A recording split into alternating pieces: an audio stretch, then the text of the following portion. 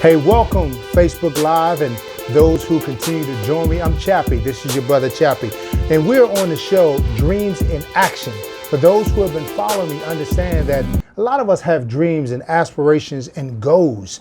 But if we never put those dreams into action, that's all it really is just a dream. And maybe we just need to wake up. And so today I have on the show Chaplain Fields, and I'm going to give a quick introduction, but I'm gonna let him talk about himself. But I met Chaplain Fields. I was in the gym working out and going into the sauna, and I saw him in the sauna. He's fit, cut up. You know, he was leading soldiers while he was in there as well. And we just started talking about just life. And he said, "Hey, Chaps, can I share a personal story with you?" And he shared some of his own personal life story. And I said, hey, Chaplain Fields, hey, would you mind coming on my show and talking about some of the challenges that you have had, the things that you have had to endure, and how you didn't stay there as a victim, but you were able to allow those things to teach you some things and to get up. And so he's going to share, I'm going to let him share his story and just listen to the things that he has experienced, and we can take some of the life applications that we can apply to our own lives to just get up and not sit as victims. But Chaplain Fields, welcome to the show, man. It's glad to have you here. Thank you for having me. Glad to have, absolutely. That's absolutely. Nice, yeah. So tell us a little bit about yourself, where you from, and then just tell us your history that you shared with me, and then we'll just move forward into how you were able to get up and where you are today. All right. Yeah, so just like I said to Chaplain Brown, is I'm from Los Angeles, born and raised in the early 90s. Wasn't the greatest time, you know, moved to San Diego. So long story short, what got, you know, the story to him was actually was a big football guy. Yeah. Grew up with football. Grew up playing football, loving the game. I love football. I mean, Yeah. I am a Cowboys fan, just letting everybody know. Hey, Harry, you hear that? He's a Cowboys fan. I know my wife may be listening. She's a Redskins fan, but don't hate. So my favorite player was Emmitt Smith. Yeah. I grew up with him and watching him, actually. Yeah. And, you know, I wanted to, you know, run like that. So Yeah. I was in the house one day, and I just kept running around, and I was just breaking everything in the house. So my mom said, pretty much, "I'll put you in football." Yeah.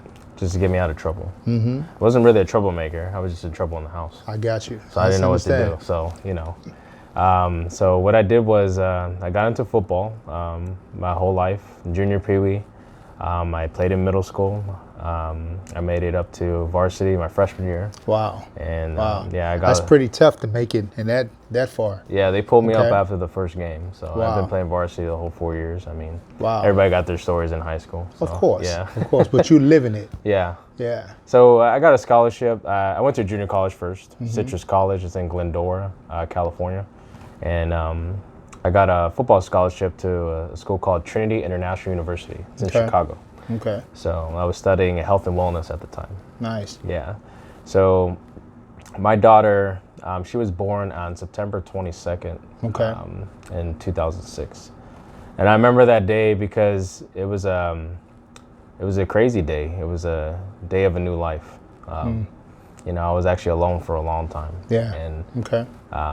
you know, when you have someone that's a blessing that comes in your life, you actually think about these remarkable things inside your head. Yeah. You know, Yeah. what do I have to do for this person to have a great life as well as mine? So it's kind of like not thinking about yourself. You're thinking about the other soul I got you. inside of your heart. Absolutely. Absolutely. So I could not work in college. And So you were on a scholarship, but during the scholarship time playing football, your daughter's born, but you could not work. You had to solely focus on. Right. Okay. NCAA rules is if we give you a scholarship, you can't receive money. Oh, or wow. file taxes Okay. on it, Wow. unless you're on work study. I see. So okay. what I was doing bouncer jobs. I was getting Really? paid under the table. Really? Okay. But I was sending the funds to the mother. So anything I can do to help. So that actually was something that the man upstairs was teaching me. You know, you got to do what you got to do to support her. Absolutely. So Absolutely. I found ways to do it.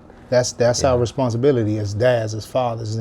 Relationship, sometimes relationships end, but it doesn't abdicate our responsibility to being a father, being Correct. responsible to, our children. Right. Absolutely. So it's the choices we make every day You got to say to yourself when you wake up in the morning, what do I do? It's up to you to move yourself. People don't move other people. Absolutely. So I figured that out, sir, and I figured out a lot of things in life. So I talked to my coach, I talked to the dean, they wouldn't let me work. So I had a picture of my daughter inside the belly. Yeah. And I kept that picture, and I hopped in my car and drove from Chicago all the way to San Diego. Wow. By myself. To be with your daughter. So you could be close to see her born. Oh, wow. Right. Okay. So I could see her face. Okay. So that long road was actually the longest trip I've taken. Probably people took longer trips than me. Yeah. Everybody got a story. So yeah. As I was driving, this light, as I explained to you in the story, was following me. Yeah. It followed me. It was not aliens, people. but you found a light that was following you as you driving on the road. So young 20, what are you, 19? I was 20? 22. So 22, still driving cross country. Yes.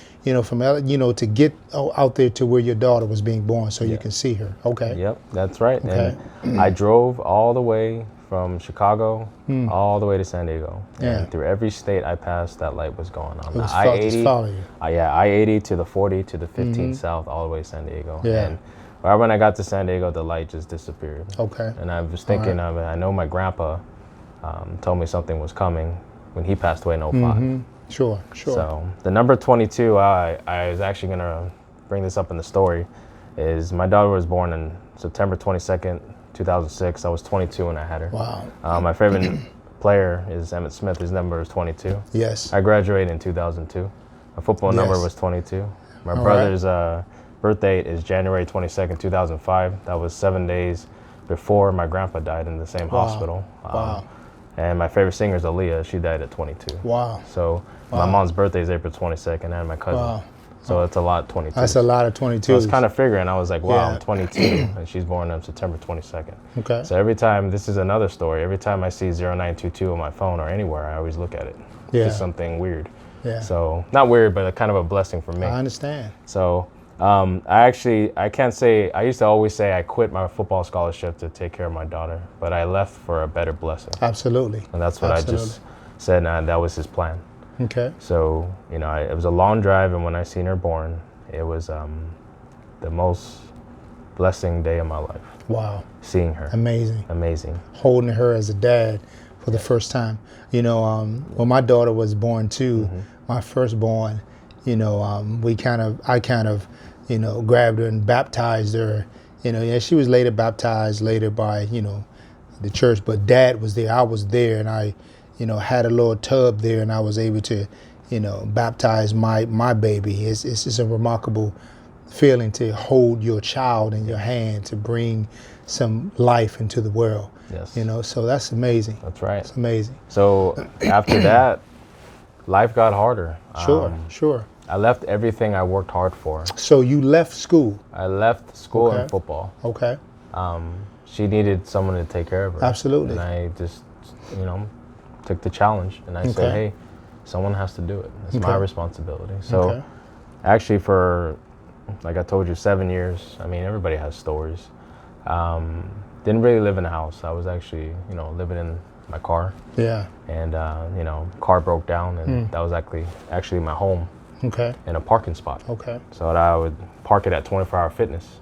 Wow. And I would work out, and I actually talk to the managers and say, hey, kind of give them the deal, like I'm kind of a little homeless, but hey, can you help me out? So that was my home. They're like, just park right there and just make sure you start it up.